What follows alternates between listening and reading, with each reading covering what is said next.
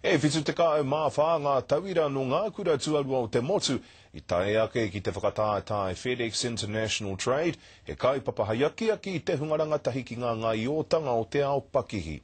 O Rānui Allison ana he te Māori I te hui nei, I tā tāwhai mō tētahi o ngā tūnga e ono, hei hāre ki ngā whakataetae o te ao ki Bangkok a te here turi kōka. Koe nei ngā kanohi o te ao pakihi ki Aotearoa ki te whakataetae FedEx International Trade. It's interesting because they're my competition, but it's lovely meeting people. Whitu te kaumawha ngā tauira no te motu whānui, tai ake ki te whakaputa hua hau mo te hoko te take. Tui hei whaitūnga hoki ki te kapa o Aotearoa, ka whakawhiti ki Bangkok. We've had a great track record, and so I think we've had 3 titles, which is quite significant compared to other countries. Ka whakataetae ngā māngai toko ono o Aotearoa ki ngā whenua e whitu o ahia me te moana nui a kiwa me o rātou māngai whātekau marua.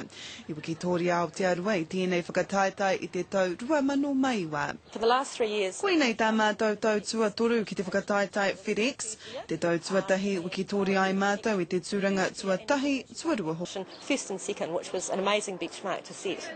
Ki wainga I te māpū nei ko Rānui Allison o te kura tuarua o Queen. Ia ki tana kaiako he tua onu o tēnei whakataetae, kia uru ki te whakataetae nei. My economics teacher had previously been in this competition and she'd won it. So she suggested it to our class and we all started getting into it and doing our products and everything. Haha koa ia anaki te Māori he pū manawa ia ki tōna I pukinga ai.